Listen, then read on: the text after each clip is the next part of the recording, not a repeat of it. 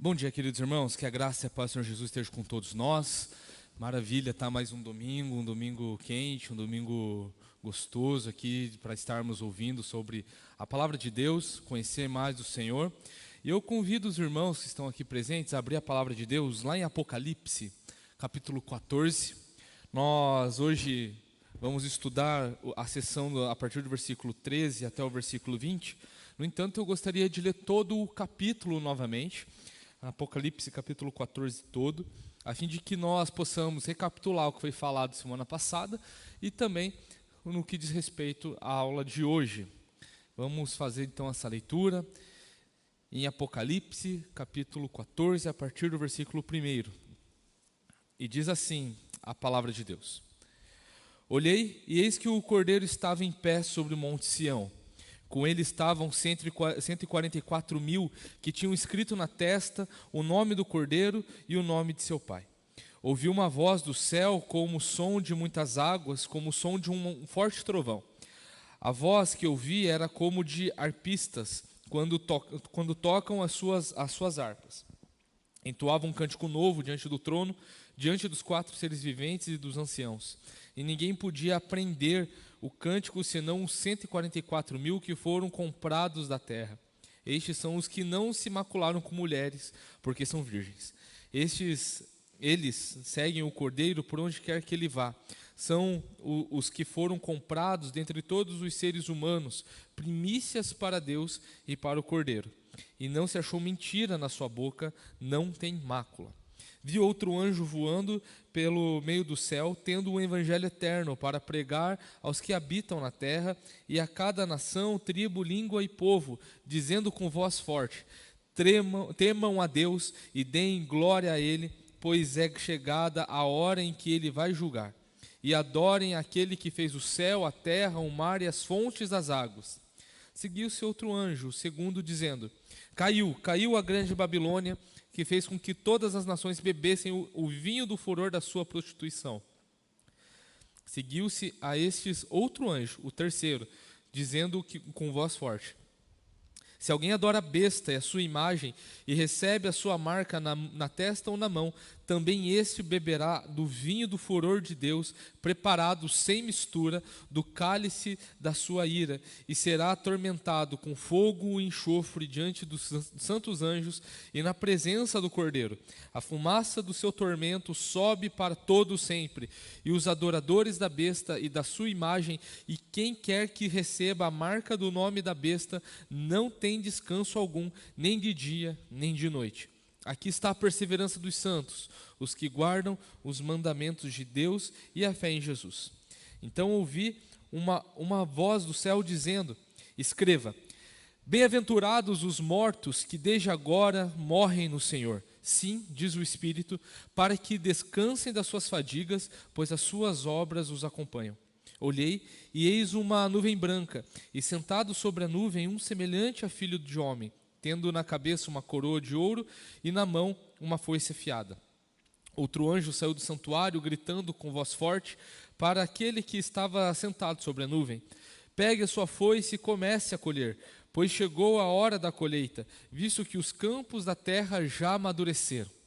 E aquele que estava sentado sobre a nuvem passou a sua foice sobre a terra e fez a colheita. Então outro anjo saiu do santuário, que se encontra no céu, tendo também ele uma foice afiada. Ainda outro anjo saiu do altar, o anjo que tem autoridade sobre o fogo, e clamou com voz forte ao que tinha a foice afiada, dizendo: Pegue a sua foice afiada e ajunte os cachos da videira da terra, porque as suas uvas estão maduras.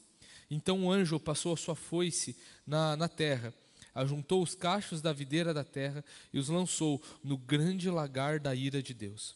O lagar foi pisado fora da cidade, e correu sangue do lagar, chegando até a altura dos freios dos cavalos, numa extensão de cerca de 300 quilômetros. Vamos orar? Bom Deus, lemos a Tua palavra. Obrigado porque o Senhor tem nos dado a vida, o Senhor tem nos dado, Pai, palavras de sabedoria. O Senhor tem nos revelado tudo, Pai, que é necessário para que conheçamos o Senhor e nos prostremos aos pés do Rei Jesus. Obrigado, Deus, por essa aula, que o Senhor possa estar inundando os nossos corações, abrindo o nosso entendimento, a fim de que a Sua palavra seja cada vez mais viva no nosso interior. Que saiamos daqui te amando mais, Jesus, que saiamos daqui com mais esperança, que saiamos daqui, Deus, te louvando com mais alegria. Em nome do Senhor Jesus que nós oramos e agradecemos. Amém. Meus irmãos, essa é a última parte, essa aqui é a última aula sobre a quarta sessão de Apocalipse. Eu gostaria de recapitular o que são essas sessões de Apocalipse, né? A gente está na quarta sessão, onde nós estamos vendo, então, Jesus e a igreja contra o diabo, né? A gente está nos capítulos 12 até o capítulo 14, e essa é a quarta sessão. Mas nós aqui já vimos 3 sessões anteriores a essa. A primeira sessão diz respeito às 7 cartas para as 7 igrejas e juntamente com a visão de Cristo glorificado, de Cristo ali majestoso ali na visão de João, né? Os capítulos de 1 a 3 vão contemplar essa primeira sessão de Apocalipse. A segunda sessão, a segunda série que nós vemos aqui, é a série dos 7 selos, que seguem da coroação de Cristo no céu. Cristo coroado no céu, os céus adorando aquele que está sentado no trono e o Cordeiro que tem autoridade para abrir os selos do livro que está na mão daquele que está sentado no trono. Então Jesus o Cordeiro toma esse livro e abre os selos. Lá nós vemos lá cavaleiro branco, vermelho,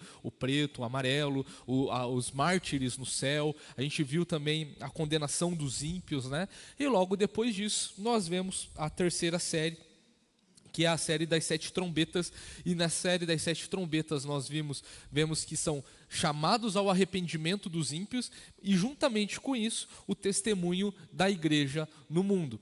A sessão dos selos e das trombetas, elas têm parênteses, né? Elas falam sobre momentos onde que não estão diretamente dentro ou dos selos ou das trombetas.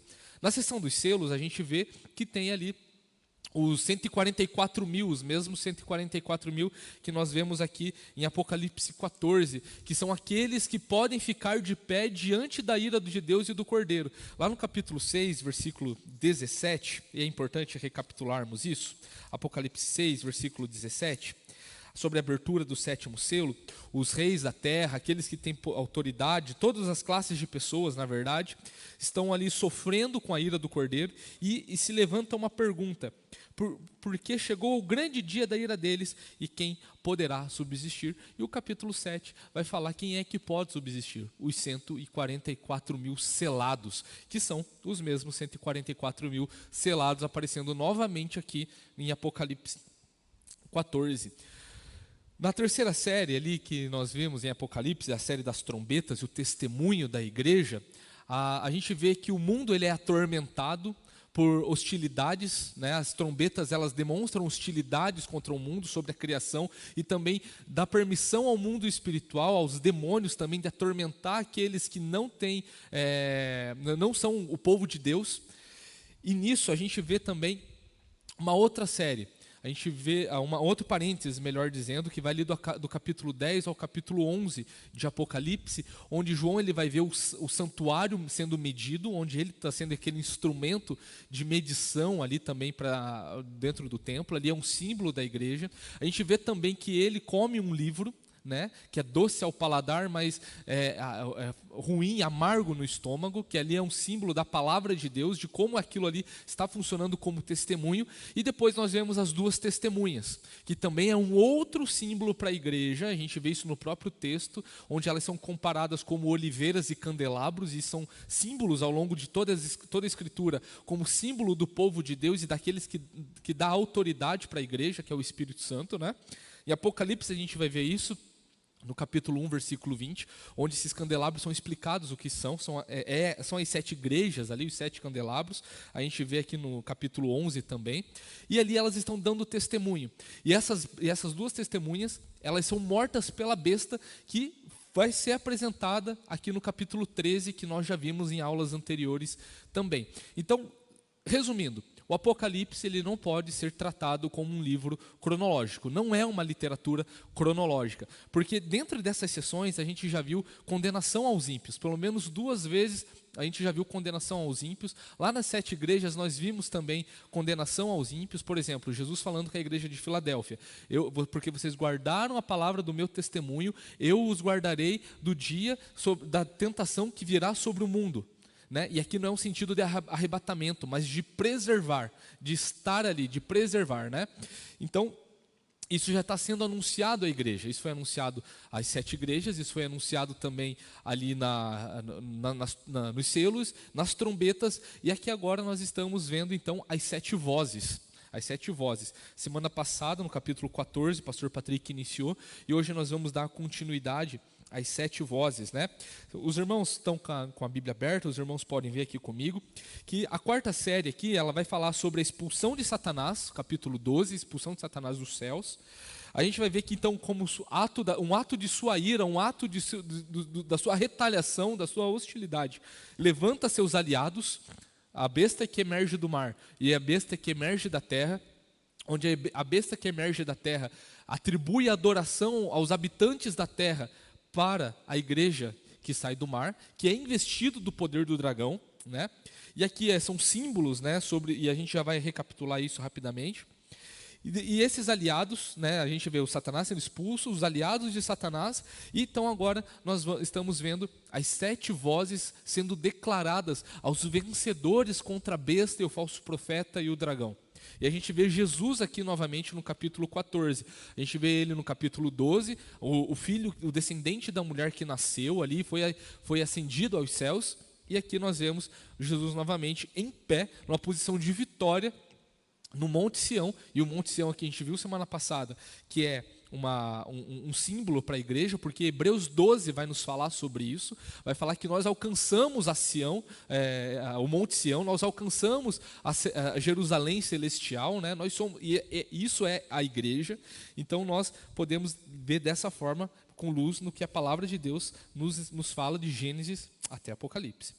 E aqui, na seção das 7 vozes, a gente vê essas 7 vozes no versículo 2, a gente vê no versículo 7, no versículo 8, 9, 13, que é a aula de hoje, 15 e 18, que também fazem parte da aula de hoje.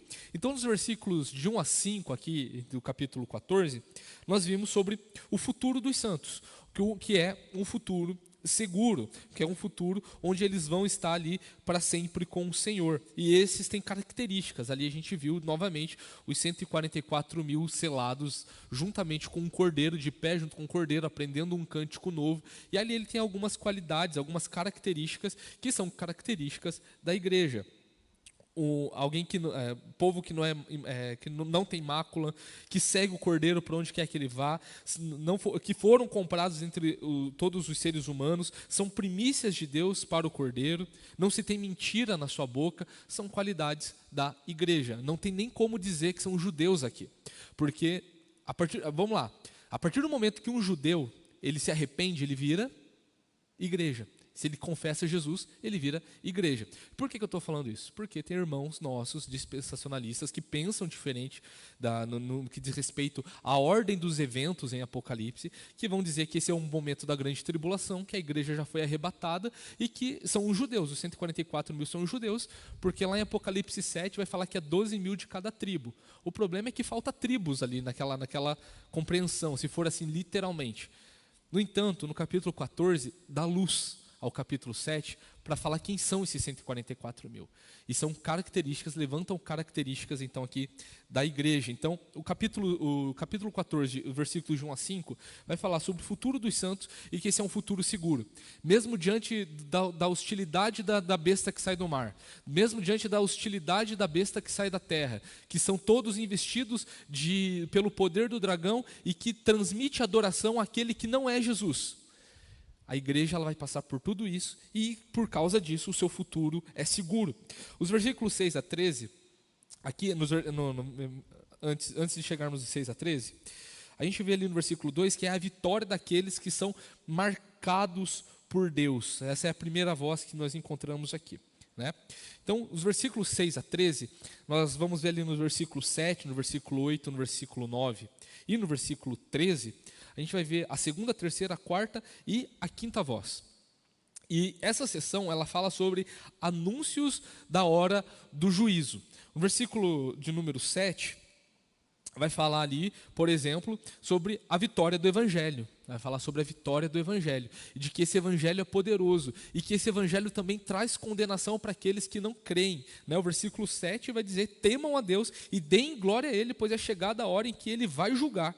Então é um chamado para o arrependimento, é um chamado também fazendo alusão que as trombetas estavam fazendo, chamado para o arrependimento, o testemunho do Evangelho. Aplicar isso futuramente é um equívoco, porque o Evangelho já está sendo pregado ao longo desses 2000 anos. Então nós podemos com clareza dizer que esse texto se aplica também a toda a história da igreja. O versículo 8 vai falar sobre a derrota da Babilônia, a queda de Babilônia. A gente ainda não viu Babilônia aqui aparecendo, a gente vai ver a partir dos capítulos 17, 18, a gente vai ver ali a Babilônia aparecendo, propriamente dita, quem é essa Babilônia, a cidade e tudo mais. E aqui a gente vê já antes, a gente já está prevendo aqui a queda de Babilônia. E por que disso? Porque o Apocalipse, por ser uma literatura apocalíptica, por ser uma literatura também com ciclos, a gente entende dessa forma, que os textos eles vão puxando outros. A partir do momento que Jesus aqui revelando a sua palavra, está falando através da figura dos símbolos dos selos, ele vai falar sobre tudo que o Evangelho faz e a condenação dos ímpios e a vitória dos santos no final. Ele reconta a mesma história agora através de outros símbolos, trombetas. Aí agora através de outra história, vozes. Depois a mesma história através de outros símbolos, taças, a fim depois de consumar todas as coisas. Cada sessão vai complementando, vai trazendo mais detalhes, a mesma história que está sendo contada 7 vezes em Apocalipse, da primeira vinda de Jesus até a segunda vinda de Jesus. É dessa forma que nós precisamos entender o Apocalipse, senão a gente vai estar vendo aqui mais uma vez Jesus derramando a sua ira. E não é isso que a gente aprende quando Jesus ensina sobre a sua volta, não é isso que a gente aprende. Quando nós lemos as epístolas, que é puro ensino, é literal o negócio. Ali, a gente não vê os apóstolos ensinando isso. A gente vê Jesus voltando uma só vez, trazendo o seu castigo e também o seu consolo de uma só vez, no mesmo momento. E a gente vai falar um pouco sobre isso na aula de hoje, porque os versículos a partir do versículo 14 até o versículo 20, é um paralelismo muito forte, onde a gente vai ver o mesmo evento, só que com 2 óticas diferentes. A colheita do trigo e a colheita das uvas. O arrebatamento da igreja e a condenação dos ímpios. É isso que vai tratar o capítulo 14 hoje. Então, a derrota de Babilônia vai falar sobre isso. E a Babilônia é um terceiro inimigo aqui que já está sendo pré-anunciado, da mesma forma como a besta, no capítulo 11, foi pré-anunciada e está sendo trazida aqui também. Então, a gente vê que a besta, recapitulando, é o poder e imposição político-econômico-militar contra a fé. A besta da terra, que é o falso profeta. Ele é o poder religioso que seduz em ensinamentos falsos, falsas religiões, seitas, heresias, ao longo disso tudo, Satanás, lembram? Lá no capítulo 12, ele está vomitando um rio contra a igreja, contra a mulher. Então, isso é um símbolo de doutrinas falsas, de falsos ensinamentos, e esse mesmo poder de Satanás é investido, então, sobre a besta que sai do mar, e a besta que sai da terra atribui adoração à besta que sai do mar. Então, a quarta voz que a gente viu semana passada, que é a partir do versículo 9, é a punição aos marcados pela besta, e é uma ira completa. E olha só que interessante, a gente viu semana passada, que eles beberão o vinho, versículo 10, beberão o vinho do furor de Deus, preparado sem mistura do cálice da sua ira. Essa expressão sem mistura é muito interessante, porque antigamente não se tinha tantos processos que nem hoje, Tem o vinho tinto seco, vinho tinto suave, Tem o rosé, tem vários tipos de vinho. Antigamente não tinha essa gama de processos para fazer vários tipos de vinho, mais suave ou mais forte. Então o vinho era muito forte. Então como que fazia para ele ficar mais suave? Misturava com água. Então aqui o que o texto está nos dizendo através do símbolo da taça, desse do cálice da ira de Deus aqui, que já está sendo preanunciado para a próxima sessão, é que não tem mistura, ou seja, vai beber puro. A ira de Deus aqui vai vir com tudo, infinitamente, no seu poder máximo contra aqueles que têm a marca da besta, né? O 666 que a gente viu há algumas aulas atrás, né? Que é um símbolo ali para aqueles que não querem santidade, para aqueles que vivem contra o povo de Deus e atormentam o povo de Deus porque adoram a besta e o dragão. Então a gente viu isso aqui. Então, e por último, depois disso tudo, o anjo ele termina: aqui está a perseverança dos santos, os que guardam os mandamentos de Deus e a fé em Jesus. Então, isso é a perseverança dos santos. Essa característica é a mesma característica que a gente viu ali em Apocalipse 12, né? Que no versículo 17.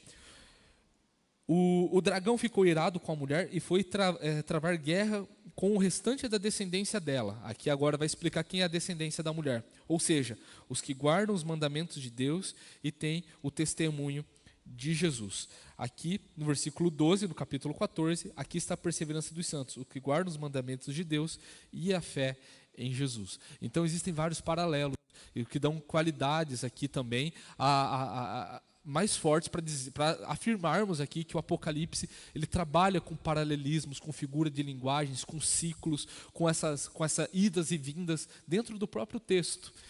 E a partir do versículo 13, que é a aula propriamente de hoje, a gente vai ver aqui no capítulo 13 a segunda bem-aventurança. Já começa assim. A segunda bem-aventurança que encontramos em Apocalipse diz assim: então ouvi uma voz do céu dizendo: escreva, bem-aventurados os mortos que desde agora morrem no Senhor. Sim, diz o Espírito, para que descansem das suas fadigas, pois as suas obras os acompanham. Aqui é a nossa segunda bem-aventurança. A primeira bem-aventurança que nós vimos, e a gente vai ver 7 bem-aventuranças. Eu lembro que eu falei isso na nossa primeira aula dentro dessa série. Existem vários números, né? E uma das ilustrações aqui, das ilustrações, não, das aplicações do número 7 que nós colocamos aqui, foram as bem-aventuranças. A gente vai ver 7 bem-aventuranças em Apocalipse, e essa aqui é a segunda bem-aventurança que aparece. A primeira, a gente encontra lá no capítulo 1, versículo 3, bem-aventurados aqueles que leem e ouvem a palavra da profecia. Né? Ou seja, tem que prestar atenção naquilo que está sendo falado, tem que entender, tem que e reler, tem que impregnar na nossa mente. Isso é válido para toda a palavra, isso é válido para todo o conhecimento da palavra de Deus, né? Bem-aventurados aqueles que leem e que ouvem a palavra dessa profecia, e nós podemos já aplicar isso direto na nossa vida. E olha só que interessante, aqui é a quinta voz, embora seja um outro anjo, né, aparecendo aqui, né, eles não aparecem em ordem, os anjos eles não estão diretamente relacionados com, o número de anjos não está diretamente relacionado com o número de vozes. Aqui é a quinta voz que nós estamos vendo, e olha só que interessante, como essa quinta voz, ela faz paralelo com o quinto selo, lá em Apocalipse 6, versículos de 9 a 11. Eu vou ler primeiro aqui, eu vou ler novamente o capítulo 14 aqui, do versículo 13, que diz assim: então ouvi uma voz do céu dizendo: escreva, bem-aventurados os mortos que desde agora morrem no Senhor, sim, diz o Espírito, para que descansem das suas fadigas, pois as suas obras os acompanham. Capítulo 6, versículos 9 a 11, o quinto selo. Quando o cordeiro quebrou o quinto selo, vi debaixo do altar as almas daqueles que tinham sido mortos por causa da palavra de Deus e por causa do testemunho que deram. Clamaram com voz forte, dizendo: até quando, ó soberano Senhor, santo e verdadeiro, não julgas nem vingas o nosso sangue dos que habitam sobre a terra? Então a cada um deles foi dada uma veste branca, e lhes foi pedido que repousassem ainda por pouco tempo, até que também se completasse o número dos seus conservos e seus irmãos, que iam ser mortos, como eles tinham sido. E olha que interessante que é a linguagem aqui, esse paralelo. Lá no quinto selo, os mortos estão pedindo a Jesus para que haja justiça pelo seu próprio sangue. E ali é dada uma palavra de consolo. Esperem mais um pouco, descansem das fadigas que vocês têm. Isso para a igreja que estava, a igreja triunfante, a igreja local, as 7 igrejas do Apocalipse que estavam vendo aquilo, era a primeira menção da igreja do céu para eles. A gente vê em 1ª e 2ª Tessalonicenses que um dos medos das igrejas ali era que eles estavam passando por perseguição, Jesus ainda não voltava, E eles não tinham certeza se os irmãos que morreram iam participar da benesse, da volta de Jesus Cristo. E aqui no capítulo 6, no quinto selo, a gente vê a primeira menção dos mortos que estão nos céus junto com Jesus. E aqui a gente vê também no capítulo 14 que aqueles que estão morrendo desde agora devem descansar das suas fadigas, né? Eles são bem-aventurados e para que eles descansem das suas fadigas, porque as suas obras, o seu galardão ali, as obras não para salvação, mas as obras que acompanham o galardão ali daqueles irmãos que estão no céu, estão os acompanhando. Eles vão receber esse galardão. É uma promessa para os santos que estão no céu, lá do quinto selo, que estão pedindo para Jesus: Jesus, até quando? E a gente vai ver na sequência, que na sexta e na sétima voz, que vai vir o castigo, vai vir a colheita e vai vir um castigo sobre aqueles que oprimiram o povo de Deus e que estão morrendo ao longo de toda a história. E olha só que interessante, o apóstolo João aqui, ele, ao ouvir o Espírito Santo, que é o Espírito Santo falando aqui nessa voz, está falando que bem-aventurados os mortos que desde agora morrem no Senhor. Ou seja, desde agora, a partir daqui, não no futuro, a partir daqui, a igreja que está ouvindo isso, a partir daqui em diante, são bem-aventurados aqueles que estão morrendo por causa de Jesus. É um conforto para os cristãos perseguidos de todos os tempos.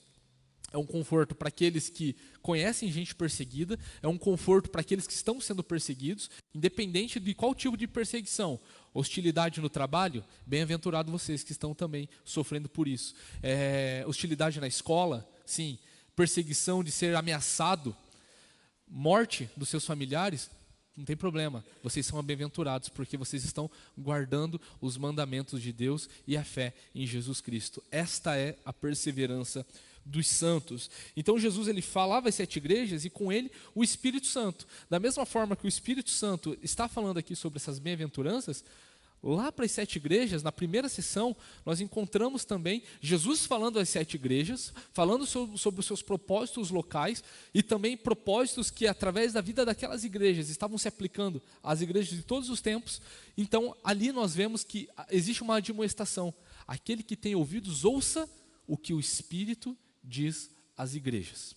É sempre assim, todo final de carta às 7 igrejas, existe isso.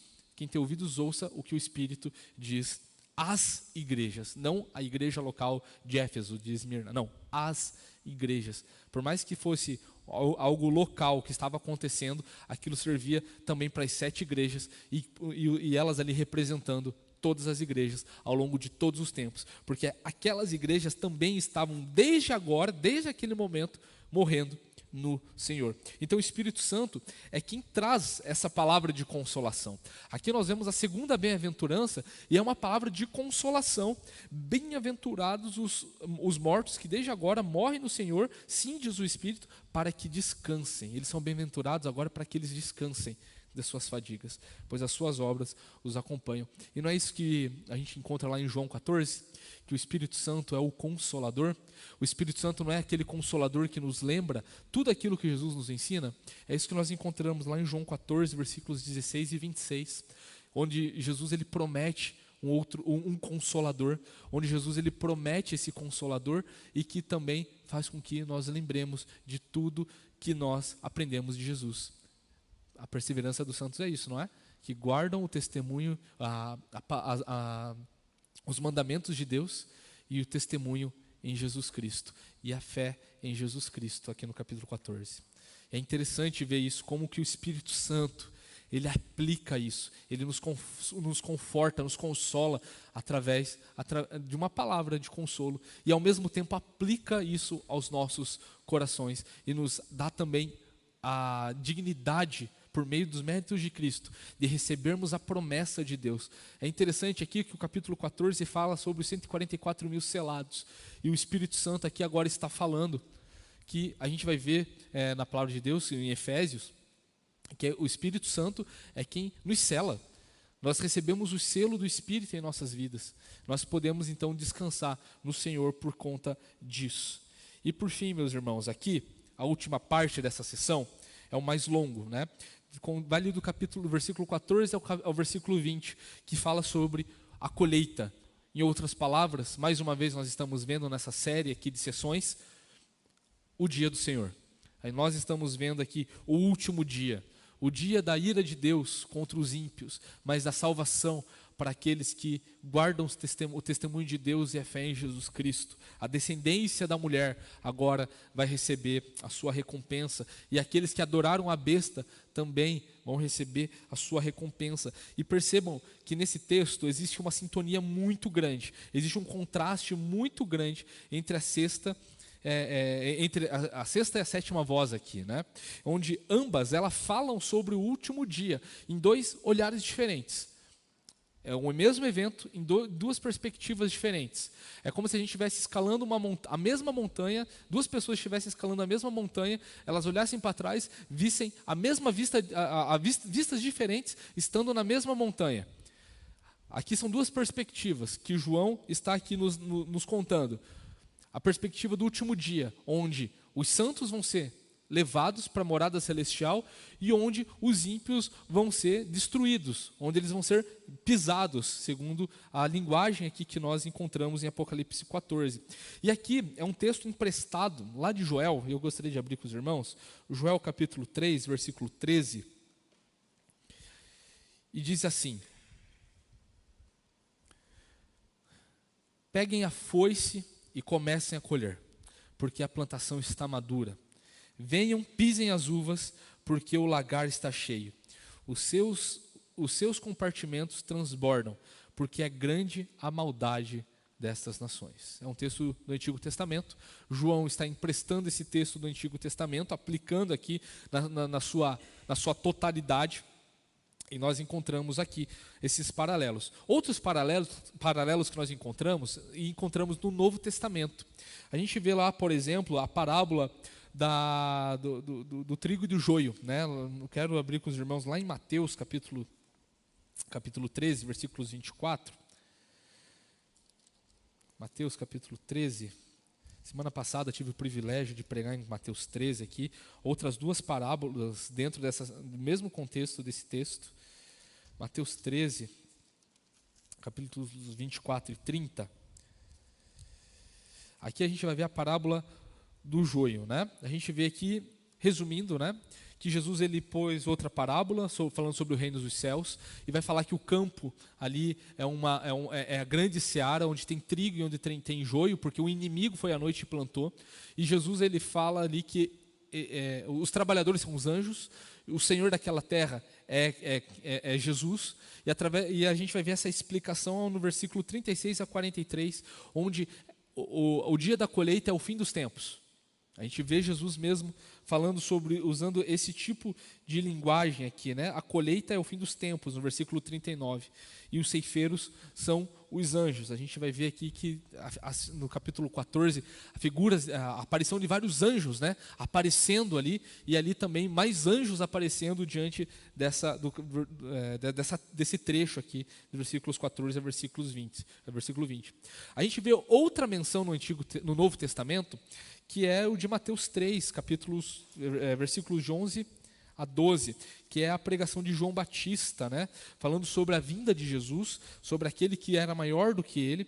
O capítulo 3 ele vai falar sobre João Batista dizendo o seguinte, versículo 11: eu batizo vocês com água para arrependimento, mas aquele que vem depois de mim é mais poderoso do que eu, do qual não sou digno de carregar as sandálias. Ele os batizará com o Espírito Santo e com fogo.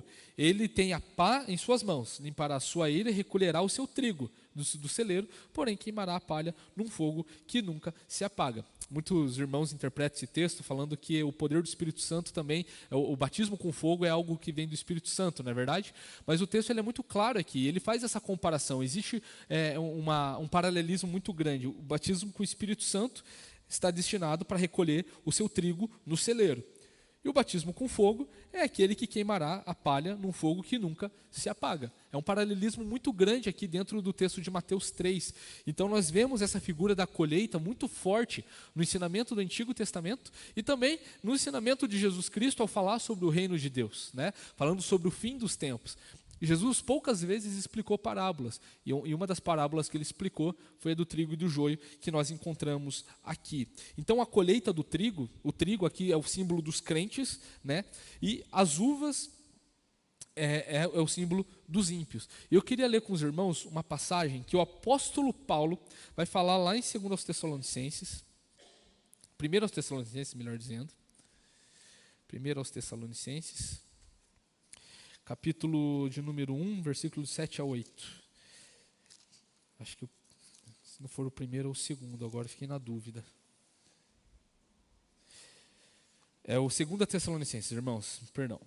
2 aos Tessalonicenses, capítulo 1, de 7 a 8. O apóstolo Paulo aqui já começa falando sobre o juízo de Deus, porque ele já falou sobre os eventos finais na sua primeira carta, né? E aqui ele vai falar a partir do versículo 7.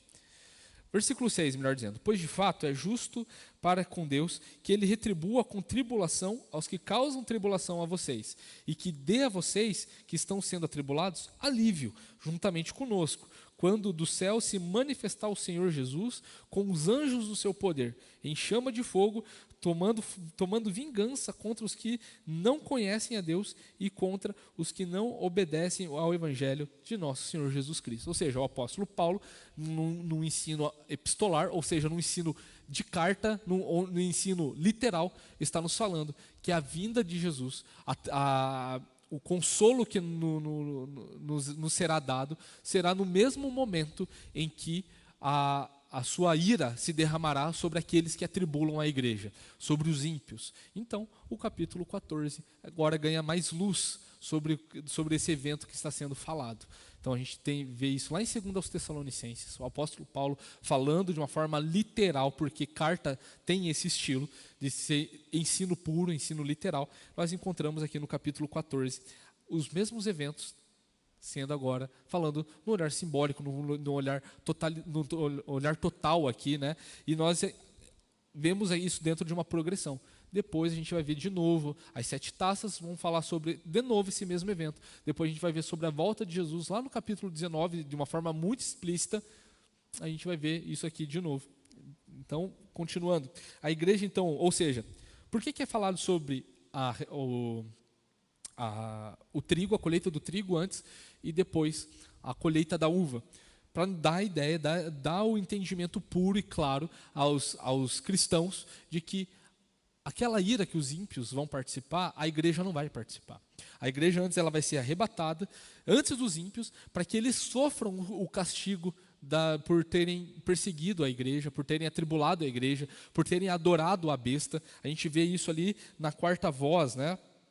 Que é a punição aos marcados pela besta. E a igreja não vai passar por isso de fato. Aqui é o último dia, o dia do juízo, o dia da condenação, né? Então, nós encontramos esses contrastes aqui do capítulo, dos versículos 14 a 16 e do 17 ao 20, que são essas duas sessões que nós encontramos aqui. E olha só que interessante os paralelismos que encontramos entre essas duas sessões.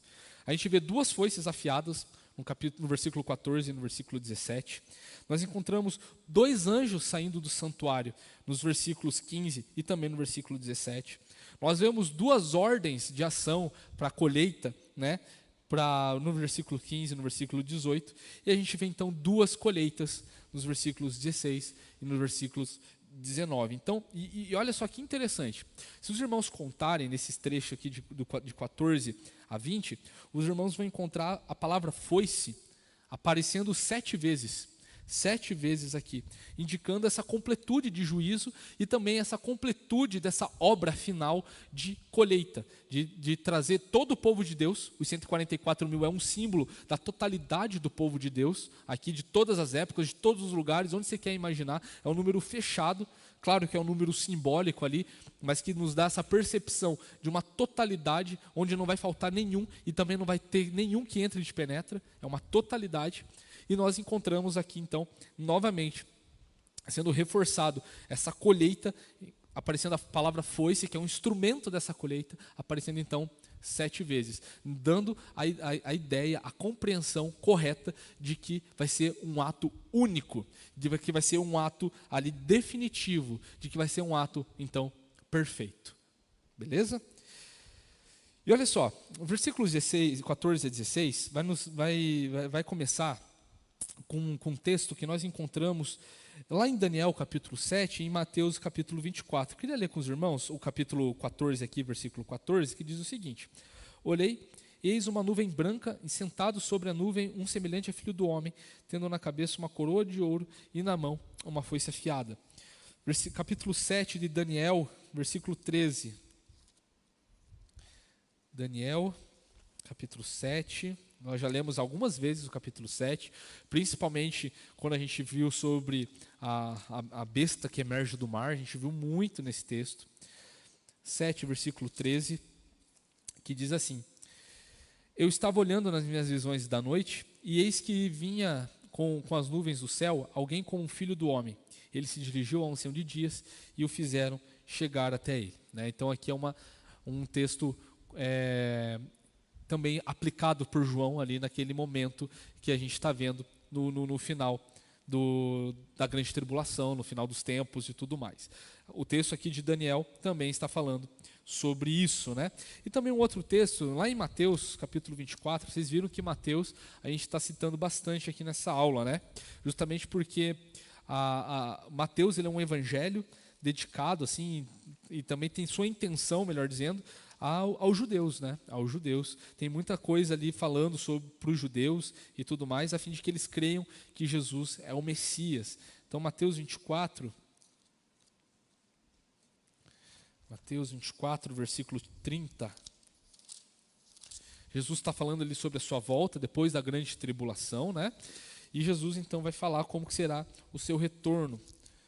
Olha só, versículo 29 começa assim: Logo em seguida a tribulação daqueles dias, o sol escurecerá, a lua não dará a sua claridade, e as estrelas cairão do firmamento, e os poderes dos céus serão abalados.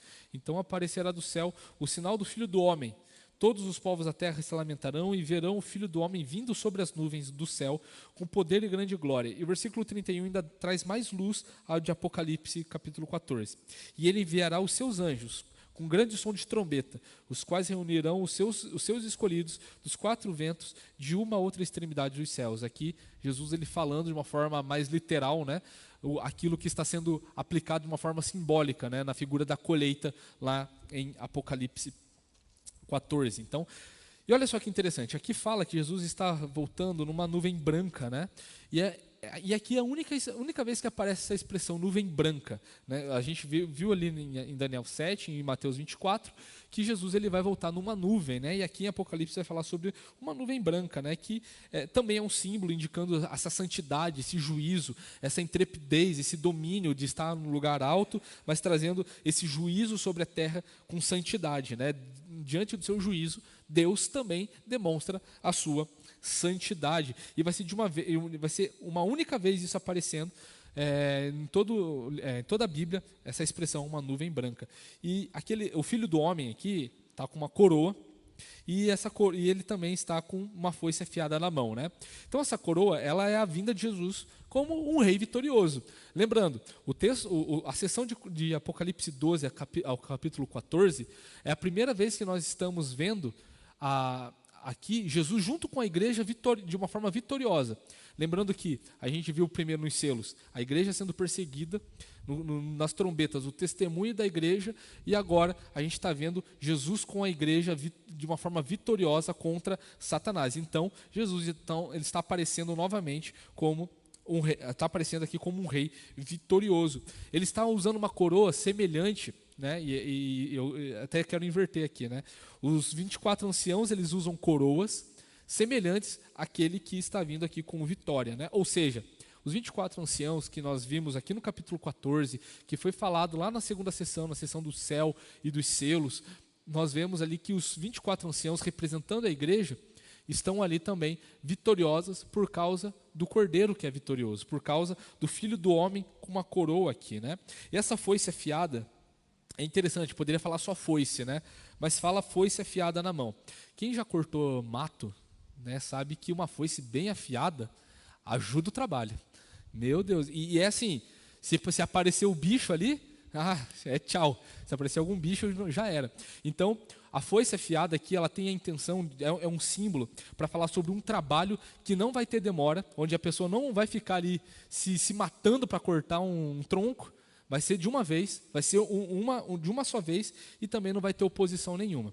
Então, o símbolo da foice afiada aqui representa isso, esse trabalho que vai ser imediato e não vai ter oposição nenhuma. Ou seja, os inimigos de Deus não terão sequer nenhuma chance. E aqueles que são salvos, ninguém vai poder tirá-los da colheita. Eles não vão deixar de ser salvos. Eles vão ser colhidos, vão ser colocados no celeiro, como aqui, como Jesus falou, como João Batista falou, diante disso aqui tudo, né? E o anjo aqui, ele vai aparecer novamente, ele vai trazer uma mensagem, ele está falando de outro anjo, ele está ali trazendo mais uma voz ali, né? E ele não se refere ao filho do homem, né? Outro anjo, apareceu o filho do homem e apareceu agora outro anjo. Quer dizer que então o filho do homem ali é um anjo? Não. Está aparecendo vários anjos ao longo de todo esse capítulo. E é claro, a gente vai ver em Hebreus 1, versículo 4, que Jesus ele é superior aos anjos. Então o Filho do Homem não tem como ser um anjo, né? E aqui a gente já faz um parênteses, a gente rebate as teologias que vão falar, por exemplo, que Jesus é o arcanjo Miguel do Antigo Testamento, que é o arcanjo Miguel que aparece no capítulo 12. Né? Não, nós não defendemos isso. Algumas seitas vão defender que Jesus é o arcanjo Miguel, né? Mas não. Isso não pode, porque arcanjo não muda, ao falar que ele é arcanjo, não muda a natureza dele, mostra que ele é o líder dos anjos, mas continua sendo anjo, e Jesus não pode ser anjo, Jesus não é anjo. Em Hebreus a gente vê que Jesus é até mesmo superior aos anjos, juntamente com a lei, juntamente com os ritos cerimoniais, juntamente com tudo que a gente viu no Antigo Testamento, Jesus é superior a isso. Né? E ali então é dada uma ordem ao Filho do Homem, para começar a colheita. E aqui alguns comentaristas divergem, pensando como que um anjo vai dar uma ordem para Jesus. Né? Alguns comentaristas vão dizer aqui que eu pessoalmente eu não tenho a compreensão exata sobre como que se dá isso. Por saber que é um estilo literário, simbólico, cheio de símbolos, nós estamos vendo aqui que anjo significa esses mensageiros. Né? Basicamente é isso, anjo significa mensageiro, então está dando uma mensagem, está dando ali não uma ordem propriamente dita, mas também ali um início, um start para que haja ali então a colheita. Alguns comentaristas vão dizer que Jesus ele não sabe nem o dia nem a hora, a não ser o Pai da sua vinda. Né? Eu tenho um pouco de dificuldade com a interpretação desse texto, justamente porque Cristo, por ser ascendido aos céus e falar que toda autoridade foi dada a ele nos céus e na terra, acredito que ele saiba o dia da sua vinda. E mesmo que o texto ali esteja falando, a gente precisa compreender melhor sobre a implicância e a implicação que tem o texto ali ao falar que Jesus não sabe o dia de sua vinda, porque isso implica que Jesus talvez não seja soberano. Então é um texto que a gente precisa ter cuidado ao interpretar isso de uma forma tão direta. Né? Então alguns comentaristas vão dizer aqui que Jesus ele recebe essa ordem, porque o anjo ele sai do santuário, o anjo estava na presença de Deus, mas aí você vê, poxa, mas Jesus não estava na presença de Deus? Então é um texto assim bem complicado de interpretarmos. Talvez o pastor Patrick saiba a interpretação. Já joguei a bucha para o pastor Patrick, ou para o pastor André Aldo, está aqui também, né? Resolveu vir, né? Enfim, então existe essas discussões, né, entre comentários sobre como que se dá essa ordem aqui. Jesus recebendo a ordem de um anjo, o anjo está dentro do santuário, Jesus não, como assim? Né? Então existe a gente precisa se aprofundar cada vez mais, precisamos nos aprofundar mais no texto a fim de podermos entender. No entanto, o texto nos diz que Jesus, ele é aquele quem vai fazer tudo isso, né? Ele quem vai trazer à tona essa colheita ali, né? Jesus ele fala junto com os seus anjos, então também tem tudo isso ali sendo trazido e iluminado por outras passagens da Bíblia, né? Ou seja, Jesus ele recebe essa mensagem do Pai e o anjo ele comunica essa mensagem de que o tempo de ceifar chegou. De uma forma muito simples nós podemos interpretar dessa forma, né? Que Jesus ele só comunica que o tempo chegou, não que Jesus não soubesse, porque Jesus está de pé no Monte Sião, vitorioso, né? Então, Jesus, ele falou muito da sua vinda. Basicamente, simplesmente podemos entender que agora chegou o tempo da ceifa, né? Então, o tempo de ceifar se refere, claro, figuradamente, a gente já está falando aqui, sobre o dia do juízo, o último dia, onde Jesus ele utiliza dos seus anjos para ali então trazendo ali essa colheita final, a colheita do trigo e a queima da palha, a queima do joio, o pisar das uvas. E aqui nós entramos então na sétima voz. A sétima voz geralmente é a condenação. O símbolo do número 7 aqui é a plenitude dos atos de Deus sobre esse momento, né? Então, a gente vê aqui que o Filho do Homem, ele ceifa os eleitos, enquanto o quinto anjo, ele ceifa os ímpios. Versículo 17 vai falar sobre isso, né? O Filho do Homem está ceifando os eleitos e os ímpios estão sendo ceifados pelo quinto anjo, melhor dizendo. O quinto anjo está ceifando, então, os ímpios, e o Filho do Homem está ceifando o povo de Deus, o trigo, né? E aí existe um paralelo muito grande aqui. No versículo 4, os 144 mil, eles são tratados como primícias, né? A primeira parte de uma colheita, a primeira parte de uma ação. E aqui a gente vai ver no versículo 19 as uvas maduras. Então fecha aqui também um outro paralelismo, onde começa falando sobre aqueles que são salvos e aqueles que são condenados, né? Então o ato de colher é diferente do ato de juntar. O trigo é colhido e então as uvas elas são ajuntadas e também pisadas. Elas têm esse propósito ali que nós encontramos. Ou seja, o colher, no que diz respeito àquilo que Jesus já falou em suas parábolas, aquilo que o João Batista também havia falado, a gente vê que o ato de colher ele tem o sentido de congregar, de trazer, colocar num celeiro, né? Essa expressão, essa figura que é usada. No entanto, os ímpios, eles são juntados, eles não são congregados, eles são juntados a fim de serem agora conjuntamente sendo alvo ali da ira de Deus, né? Eles são juntados. Ou seja, os santos, a igreja congrega, pessoas ímpias se ajuntam. A gente vê isso até mesmo na prática, né? Hoje, né, as pessoas ímpias que não temem a Deus, elas se juntam para fazer qualquer coisa, abominações, carnalidades, coisas das mais terríveis possível para afrontar o Senhor de forma direta ou indireta. Elas fazem isso. No entanto, Deus ele congrega o seu povo, né? Então a gente vê que o sexto anjo ele sai do altar e esse altar ele tem ligação com o sétimo selo e a sétima trombeta. A gente vai ver essa mesma figura do altar ali, nessas figuras que já foram apresentadas antes, né? O sexto selo e a sétima trombeta, do altar que está cheio do incenso, que são as orações dos santos. A gente vê isso lá no capítulo 9, capítulo 8, versículos de 2 a 5, e no capítulo 9, no versículo 13, né? A sexta trombeta e o sétimo selo aqui. E aqui a gente vai ver que esse anjo aqui que aparece no capítulo 14, esse anjo ele tem autoridade sobre o fogo, né? E esse fogo, é claro, ele é um símbolo, ele descreve figuradamente então esse dia do juízo. A gente vê isso lá em 1 Tessalonicenses, capítulo 1, versículo 8, né? Essa figura do fogo sobre Jesus, ele vindo, né? E a gente vê também em 1 e 2 Pedro também falando sobre isso. E o lagar da ira de Deus aqui, João ele parece que ele tem em mente um texto lá de Isaías capítulo 63. E eu queria ler com os irmãos, e a gente já está se aproximando do final. Isaías 63, 2 e 6.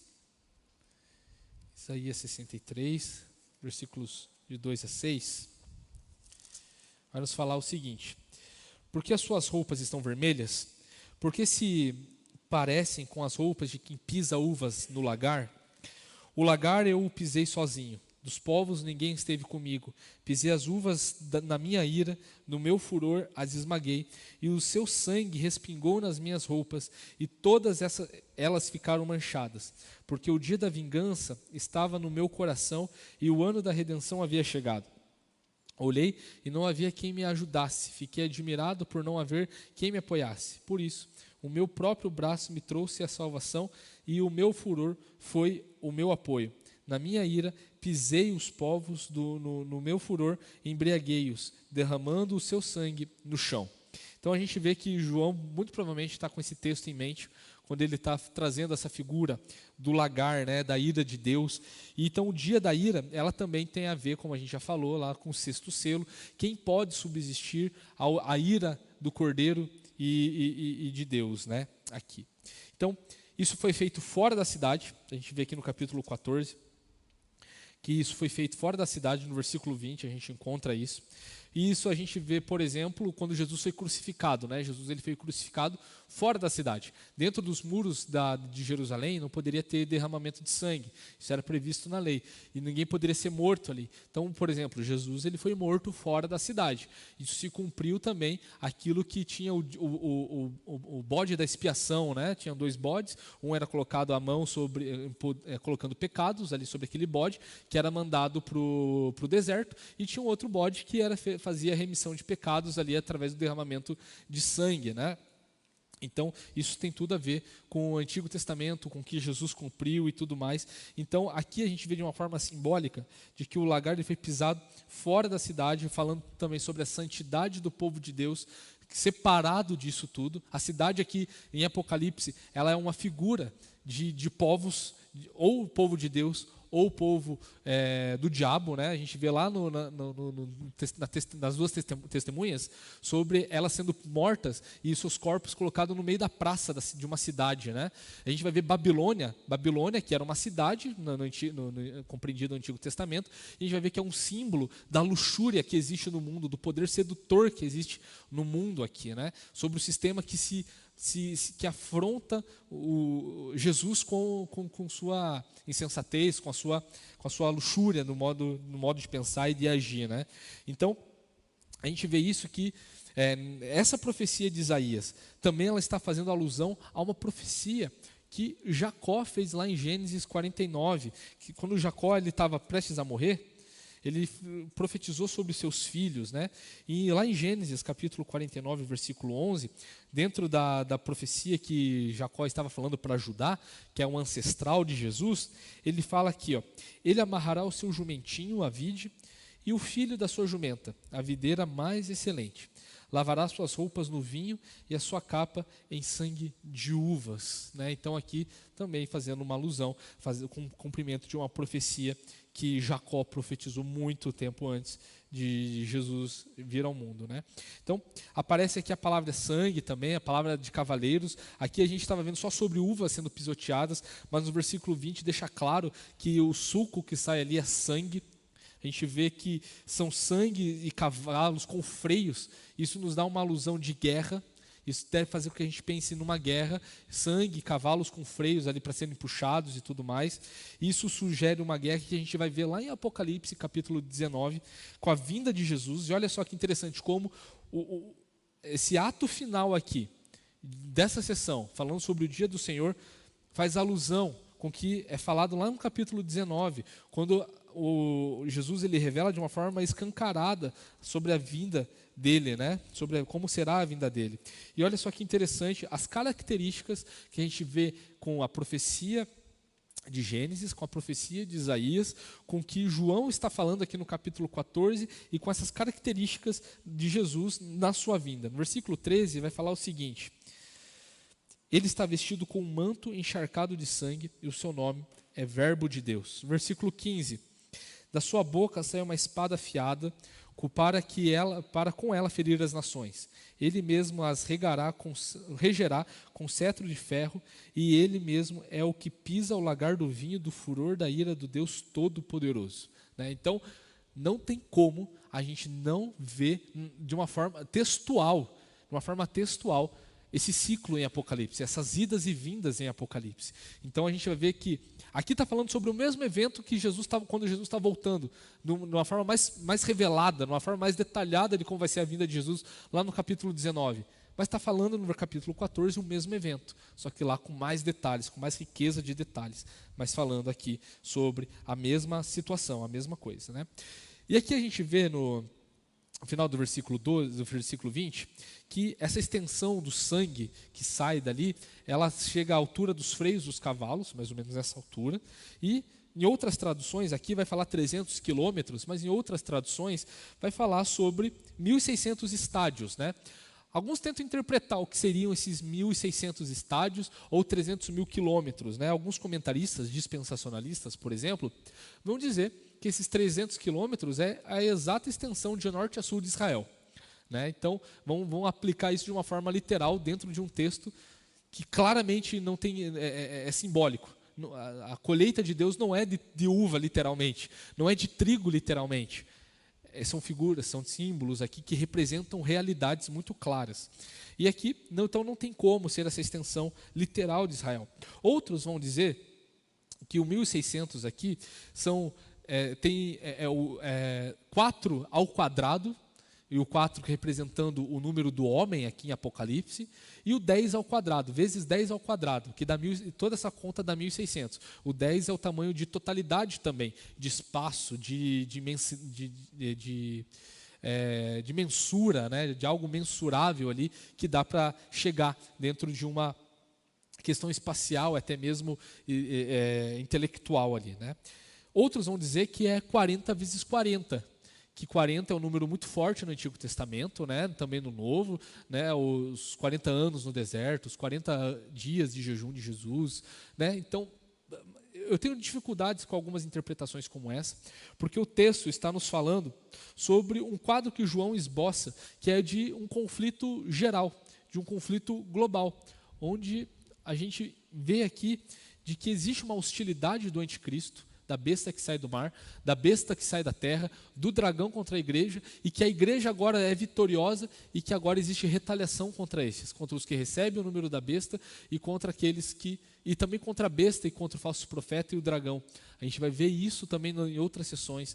A sessão do capítulo 19, por exemplo, ali a gente vê o falso profeta e a besta do mar, o anticristo, sendo destruídos, sendo lançados no lago de fogo, inaugurando o lago de fogo, ali, perdendo de uma forma definitiva, que fala sobre esse mesmo evento. Então são eventos que vão recapitulando, eventos que vão se ligando ao longo de toda a literatura apocalíptica que nós encontramos aqui. No mais, meus irmãos, o que a palavra de Deus nos fala, finalizando essa sessão, e semana que vem começamos a 5ª sessão de Apocalipse, o que nos fala aqui é sobre a perseverança dos santos, sobre as promessas que nós recebemos de Jesus Cristo, sobre aqueles que guardam o testemunho do Senhor, sobre aqueles que não se dobram ao sistema luxurioso, Babilônia, aqui já um pouco já apresentada previamente, sobre aqueles que não se dobram a um governo político, militar que se opõe ao poderio de Cristo, ao governo de Cristo, ao reinado de Cristo, ao Rei dos Reis e Senhor dos Senhores. Fala também sobre aqueles que não adoram outro a não ser Jesus Cristo. Esse é o desafio da fé, a perseverança dos santos. Aqueles que aguentam até o fim. A perseverança dos santos, aqui nessa sessão, é falado sobre, ali no capítulo 13, é falado sobre aqueles que estão sendo hostilizados por esses sistemas anticristãos, esses sistemas de Satanás, até mesmo na sua morte, até mesmo na sua pregação. São aqueles que morrem muitas vezes, são aqueles que são perseguidos, mas que pela palavra de Deus são bem-aventurados. São bem-aventurados, diz o Espírito. São bem-aventurados desde agora. Nós somos esses bem-aventurados. Nós somos aqueles que, de uma forma ou de outra, sofrem pelo Evangelho, e nós estamos compartilhando essas bem-aventuranças com os nossos irmãos que já foram, com os nossos irmãos que estão aqui. Nós somos chamados dessa forma, somos chamados de bem-aventurados, aqueles que são santos, aqueles que não se maculam. Nós somos chamados como aqueles que são primícias de Deus. Hoje nós vimos na devocional várias qualidades que a igreja tem, sobre nação santa, raça eleita, sacerdócio real, né? Povo de exclusividade de Deus. Mas que nós aprendemos aqui que tudo isso tem um propósito. Nós não, como diz o pastor Andrealdo, nós agora não somos apenas os diferentões. Nós recebemos propósito, a fim de anunciar as boas novas do Senhor, as virtudes do Senhor. Em outras versões falando as grandezas do Senhor. São esses que são os perseverantes, esses são os descendentes da mulher, aqueles que guardam os mandamentos de Deus e o testemunho de Jesus. Em outro texto, e a fé em Jesus. Nós precisamos ser esses descendentes da mulher, os descendentes da igreja, né, que a mulher está simbolizando ali. Nós somos aqueles que Jesus comprou com seu sangue. O capítulo 14 aqui vai falar sobre os 144 mil. Esses são os que não se macularam com mulheres, porque são virgens. Esses seguem o Cordeiro por onde quer que ele vá. São os que foram comprados dentre todos os seres humanos, primícias para Deus e para o Cordeiro. E não se achou mentira na sua boca, não tem mácula. Nós precisamos olhar para um texto desse, olhar para o nosso interior e vermos se nós somos realmente seguidores de Jesus Cristo. Se nós somos realmente aqueles que não se encontra mentira em nossa boca e nem mácula no nosso ser. Se nós somos puros, se nós carregamos a testemunha, que guardamos os mandamentos de Deus em tudo que nós formos fazer, e que na nossa proclamação nós estamos de fato proclamando a nossa fé e testemunhando Jesus Cristo. Que nós sejamos cada vez mais parecidos com Cristo. Porque esses 144 mil que estão representando a igreja, nós, povo de Deus, espalhados pela terra, povo de Deus que já pisou sobre essa terra e que está com o Senhor na glória, povo de Deus que ainda vai pisar, são os nossos filhos que ainda não nasceram, são os nossos amigos que ainda não se converteram, são os nossos parentes que ainda precisam dessa palavra de esperança. Estes não têm seus méritos neles mesmos. Nós não temos nossos méritos em nós mesmos. Nós temos o nosso mérito em Jesus Cristo, por tudo que Ele fez por nós, porque nós somos comprados pelo seu sangue. Somos primícias de Deus, somos a melhor parte dessa terra. E nós precisamos andar seguindo a Jesus. E quando nós seguimos a Jesus, nós somos mais parecidos com Jesus. Nós somos santos como Jesus. E nós não podemos esquecer dessa identidade que acompanha um propósito de proclamar as grandezas do Senhor em nossas vidas, para que outras sejam alcançadas, para que outras vidas não experimentem o lagar da ira de Deus, mas que experimentem da colheita e sejam guardados num celeiro para congregar eternamente com o Senhor. Símbolos que a palavra de Deus nos dá, mas que trazem realidades perfeitas sobre estarmos morando eternamente com o Senhor. Essa é a esperança da igreja. Quando Jesus voltar, acabou. Nós estaremos para sempre com o Senhor Jesus. Nós precisamos levar essa esperança a esse mundo que tanto precisa ouvir do Evangelho. Nós precisamos investir em missões, nós precisamos investir na plantação de igrejas, nós precisamos investir no nosso tempo de discipulado uns para com os outros. Nós precisamos nos dedicar e seguir os passos de Jesus Cristo, porque fomos comprados por Ele, somos propriedade de Deus, somos aqueles que são alvos do amor de Deus. Quando Jesus ele fala para a igreja de Filadélfia, citei ela aqui mais cedo, Jesus ele fala para aquela igreja e fala para nós, porque o Espírito diz às igrejas, né? Fala que aquela igreja é muito amada, e nós somos muito amados, nós somos o povo de Deus amado, e é por isso que nós não experimentaremos a ira que está destinada àqueles que recebem a marca da besta, que seguem o diabo, que adoram o diabo, que não se rendem ao Senhor Jesus. Quando chegar esse dia, será tarde para eles, mas será uma alegria para aqueles que estão desde já experimentando a eternidade na salvação de Jesus Cristo. Que nós sejamos edificados cada vez mais pelo poder do Espírito Santo. Eu queria abrir esse momento para perguntas. Se alguém tiver alguma pergunta, algum comentário, esse é o momento.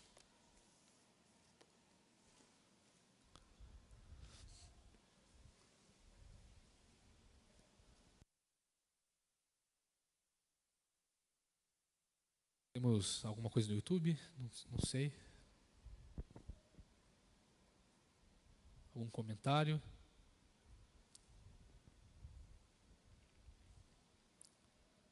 Não? Nenhum comentário, nenhuma pergunta, meus irmãos? Então, quando isso acontece, quer dizer então que eu expliquei bem a aula. Tomara, né? Não ficou nenhuma dúvida, né? Então, queria pedir para o pastor Andrealdo nos conduzir uma oração para assim nos despedirmos e ficarmos em paz com Jesus ao retorno às nossas casas. Deus, nós te agradecemos pelo tempo de estudo que tivemos, pela ministração que o Senhor nos trouxe as nossas vidas, os nossos corações. Obrigado pelo teu servo, que aqui está disposto a manifestar a sua verdade. Abençoa a tua igreja nesse dia, abençoa a tua igreja para que possamos não só compreender, entender, mas que possamos praticar o que aprendemos.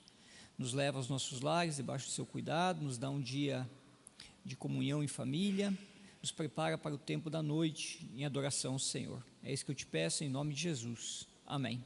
Amém. Que Deus assim nos abençoe, meus irmãos. Lembrando, 6 horas temos nosso encontro de oração e às 7 nosso culto vespertino.